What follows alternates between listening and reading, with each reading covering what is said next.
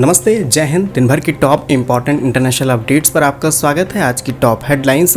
पहली खबर आईएमएफ से सामने निकल के आ रही है, जहां पर रिसेंटली हुई ब्रिक्स मीटिंग, जिसमें भारत एक इम्पॉर्टेंट मेंबर है, उन्होंने प्रस्ताव रखा है कि अब आईएमएफ के अंदर सुधार की बहुत ज़्यादा आवश्यकता आ चुकी है, क्योंकि ओल्ड ऑर्गेनाइजेशन है जहां पर बहुत सारे ऐसे रूल्स हैं जिन्हें अपग्रेड किया जाना चाहिए, जो कि समय के साथ अपडेट नहीं हुए हैं। दूसरी अपडेट भारत के न्यूक्लियर प्रोग्राम से सामने निकल के आ रही है, जहां पर अब Bharat nuclear power generation sector को और बड़े स्केल पर शुरू करने के लिए प्राइवेट प्लेयर्स को बहुत बड़े लेवल पर एंटर कराने वाला है। इससे जो भारत के पास एक इनसिक्योरिटी वाला एंगल था, वो पूरी तरीके से खत्म हो जाएगा और इससे भारत को power generation, carbon free power generation में बहुत ज़्यादा हेल्प मिलेगी। और जो भारत का मोटिव है कि आने वाले कुछ सालों बाद हमें ग्रीन एनर्जी की तरफ मूव करना है, that will also help to India's this mission. आइए जानते हैं आज की इस वीडियो में दोनों ही इंपॉर्टेंट अपडेट बहुत ही डिटेल्स में। यदि आपको हमारा काम क्वालिटी पसंद आए तो वीडियो को लाइक, चैनल को सब्सक्राइब जरूर कीजिएगा। सबसे पहले आईएमएफ से आ रही अपडेट की बात की जाए तो रिसेंटली ब्रिक्स समिट होता है,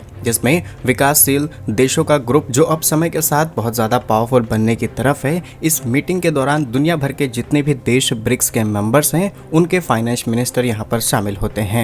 भारत की तरफ से भी भारत की वित्त मंत्री निर्मला सीतारमण जी पार्टिसिपेट करती हैं और सभी वित्त मंत्री एकजुट होकर के बीते शनिवार को अंतर्राष्ट्रीय मुद्रा कोष, जिसे हम आईएमएफ के नाम से जानते हैं, इसमें सुधार की मांग करते हैं। इसके अलावा इसमें जो मतदान के अधिकार हैं, इसको भी नए सिरे से, नए तरीके से डेवलप किया जाए, इसकी भी बात की जाती है। वहीं यूरोपीय रूल्स की परंपरा को पूरी तरीके से समाप्त करने की बात कही गई। ब्रिक्स की बात की जाए तो जिस तरीके से नाटो और तमाम बड़े ऑर्गेनाइजेशन है, जिसमें ज्यादातर यूरोपीय देश शामिल हैं, जिनकी एक काफी बड़ी मोनोपोली है दुनिया के अलग अलग सेक्टर्स पर, ठीक उसी तरीके से ब्रिक्स को फॉर्म किया गया, जिसमें mainly Brazil, Russia, India, China, south Africa शामिल थे। और ये सभी मिलकर के एक ऐसा संगठन तैयार कर रहे हैं ताकि हम वेस्टर्न वर्ल्ड को काउंटर कर सकें, बिकॉज उनकी मोनोपोली ज़्यादा दिन तक टिकने वाली नहीं है, ऐसा हम लोगों का मानना है। और डेफिनेटली ब्रिक्स को लेकर के बहुत सारी चीज़ें चल रही हैं, फिर चाहे नई करेंसी हो या फिर अपनी ही लोकल करेंसीज में ट्रेड करना हो, डॉलर की डोमिनेंसी को कम करना, that are the most important point जिन पर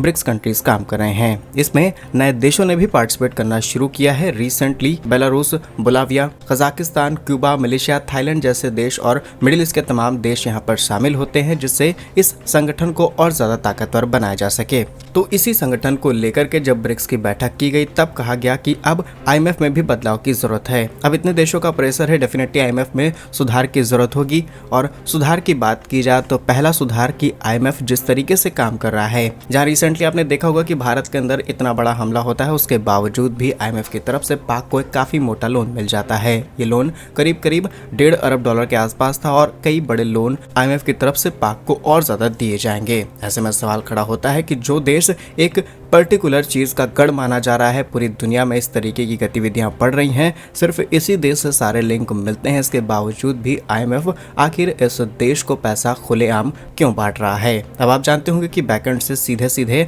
अमेरिका और कई मिडिल ईस्ट कंट्रीज आईएमएफ का सपोर्ट करते हैं ताकि पाक को पैसा मिल सके, और इसी वजह से ये संगठन बढ़ता चला जा रहा है। इसलिए भारत और स्पेशली ब्रिक्स कंट्रीज ने यहाँ पर सुधार की मांग की है। इसके अलावा इसके अंदर जो होने वाली वोटिंग प्रोसेस है, इसमें भी सुधार की बात कही गई है।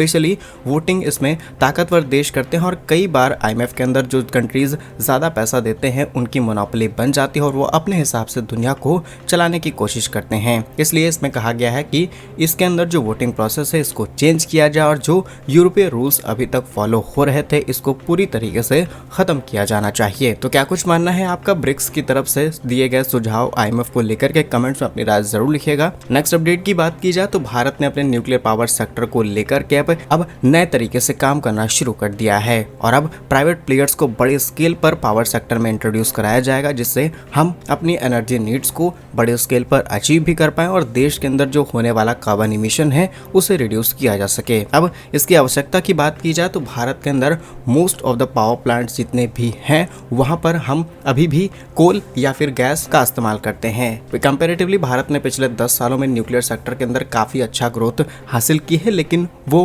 ग्रोथ सफिशिएंट नहीं है जिस लेवल पर हम इमिशन कर रहे हैं। लेकिन सवाल ये भी है कि जब भारत इतने बड़े स्केल पर कोल पावर प्लांट तैयार कर रहा तो क्यों हम इन पावर प्लांट्स यानी कि न्यूक्लियर पावर प्लांट्स को तैयार क्यों नहीं कर रहे थे। तो पहली चीज कि हमारे पास ऐसे पावर प्लांट डेवलप करने की टेक्नोलॉजीज नहीं है और कई बार भारत के अंदर ऐसे कॉन्फ्लिक्ट हो चुके हैं जिसकी वजह से विदेशी कंपनियां भारत में इन्वेस्टमेंट करना नहीं चाहती, क्योंकि भारत की अभी तक पॉलिसी थी जिसे आप कह सकते हैं कि सब कुछ फंसाने वाली पॉलिसी थी, जिसकी वजह से विदेशी कंपनियां भारत के अंदर इन्वेस्टमेंट नहीं कर रही थी, क्योंकि इससे अगर पावर प्लांट में कोई डैमेज होता है तो सारा नुकसान उस कंपनी के जिम्मे जाएगा। तब जब से नरेंद्र मोदी सरकार आई है उन्होंने सॉल्यूशन निकालने की कोशिश की है कि जो डैमेज हो उसको 50-50% काउंटर किया जाएगा, जिसकी वजह से इन्वेस्टमेंट बढ़ी है, जिससे भारत के अंदर पावर प्लांट्स भी बढ़े हैं। और अब उन्हीं पावर प्लांट्स को और बड़े स्केल पर ले जाने के लिए कई private players specially power companies को यहाँ पर डायरेक्टली इंट्रोड्यूस कराया जा रहा है, जिससे ये काम और ज्यादा आसान हो सके। इसमें NPCIL यानी कि nuclear power corporation of India limited,